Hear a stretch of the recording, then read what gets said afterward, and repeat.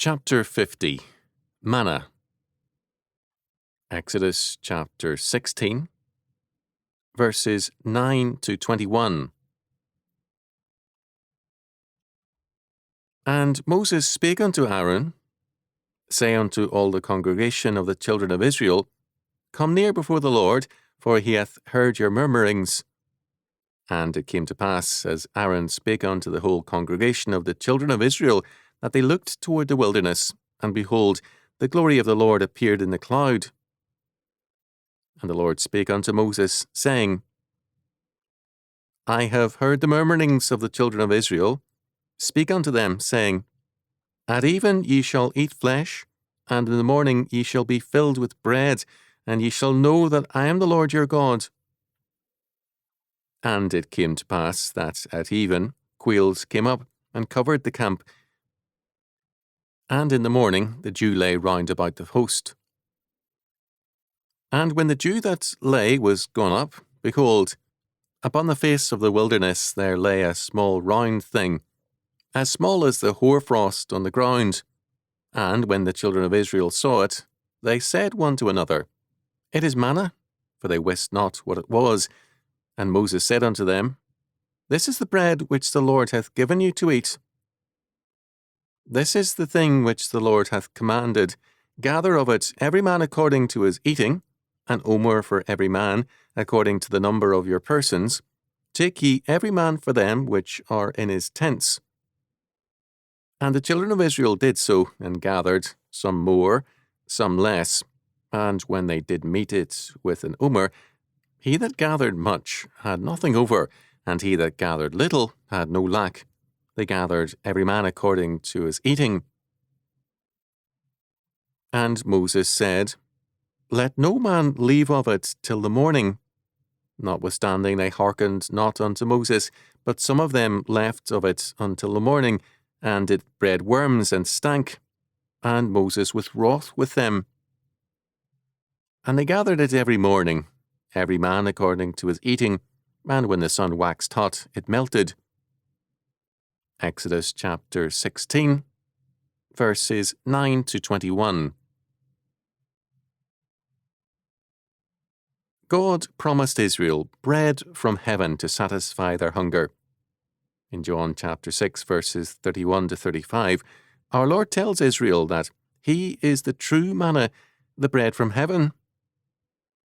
I am the bread of life. He that cometh to me shall never hunger.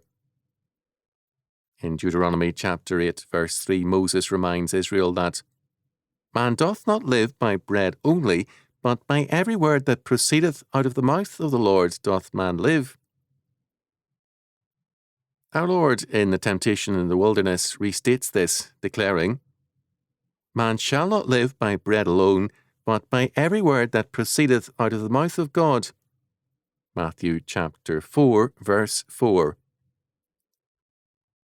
There are some parallels in mind. Adam was tempted in paradise and failed the test.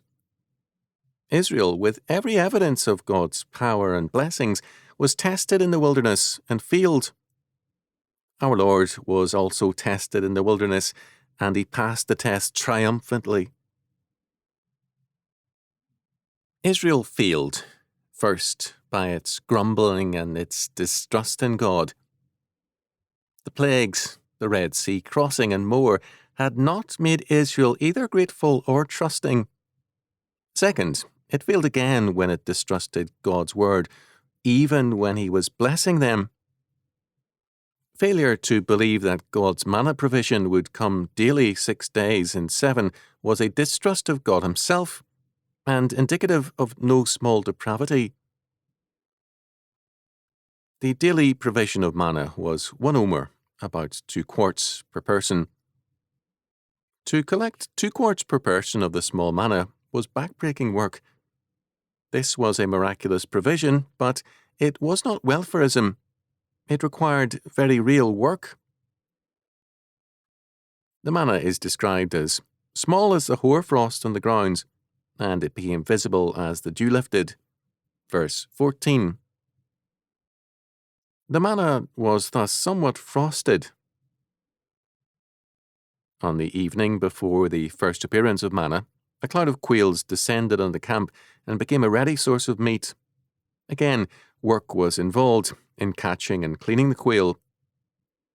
The quail were not repeated as was the manna, except for the episode of Numbers chapter 11. Of the daily miracle of manna, Joseph Parker wrote, "Observe how the most astounding miracles go for nothing. Then the miracles were nothing to those who observed them. They were applauded at the time. They sent a little thrill through those who looked upon them with eyes more or less vacant and meaningless. But as to solid result, educational virtue and excellence, the miracles might as well not have been wrought at all." It was the same in the days of Jesus Christ. All his miracles went for nothing amongst many of the people who observed them. A miracle is a wonder, and a wonder cannot be permanent. Wonders soon drop into commonplaces, and that which astounded at first lulls at last. Yea, that which excited a kind of groping faith, maybe repetition soon come to excite doubts and scepticism and fear. What wonder then if the miracles, having thus gone down in importance and value, the most splendid personal services followed in their wake? This is a necessary logic. This is a sequence that cannot be broken. Parker was right. Fallen man treats miracles as his due, and too often the Christian believes they are his daily due. We are all the recipients of daily manna care and fail to recognize it. It is worth noting that the usually skeptical scholars usually admit that the plagues in Egypt, the Red Sea crossing, and manna have some historical basis, but their every effort is to find naturalistic causes. This should not surprise us. Men who ascribe the origin of the universe to chance will certainly not hesitate to call lesser miracles accidental and naturalistic. The Israelites, who distrusted God's providence and attempted to gather manna for 2 days or more, found that, left overnight, it bred worms and stank. Verse 20. Moses was rightfully angry with them for their distrust of God and his miraculous provision.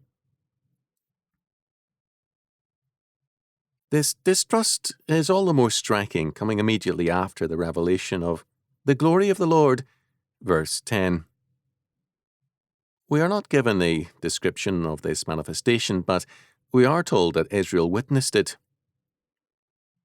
The gift of the quail and the manna was a part of this revelation of God. Apparently, the dew fell at night, then the manna on the dew as small flakes, and then again dew over it. More than once, our Lord's comments tell us much about the meaning of manna.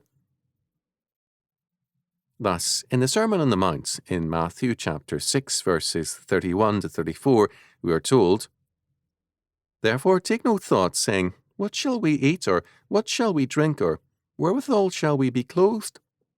For after all these things do the Gentiles seek. For your heavenly Father knoweth that ye have need of all these things. But seek ye first the kingdom of God and his righteousness, and all these things shall be added unto you. Take therefore no thought for the morrow shall take thought for the things of itself. Sufficient unto the day is the evil thereof." Trusting God comes hard for man, for we prefer to trust in ourselves. From man's perspective, God is usually a failure, because he does not satisfy man. Moreover, men resent what they cannot control, no matter how rich or blessed it may make them. At one time in Scotland, servants would give a condition: salmon not more than once a day. A French expression is similar: partridge again?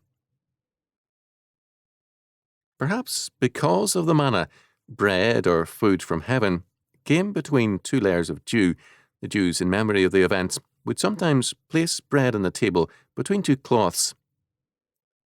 It is likely that our Lord refers to this when he speaks of himself as the hidden manna. Revelation chapter 2 verse 17. Our food which the world cannot see. One of the clearest implications of this incident comes from the fact that the manna was, by God's ordination, highly perishable, except when collected for the Sabbath. The meaning is clear. Blessings cannot be hoarded. To put a greater trust in our own providence than we do in God's providence is a sin, a serious moral evil. God is not absent-minded nor forgetful as men too often assume. Elijah rightly ridiculed the prophets of Baal, saying, "Cry aloud, for he is a god. Either he is talking, or he is pursuing, or he is in a journey, or peradventure he sleepeth, and must be awaked." 1 Kings chapter 18, verse 27. It is far worse for us to treat the living God in this way.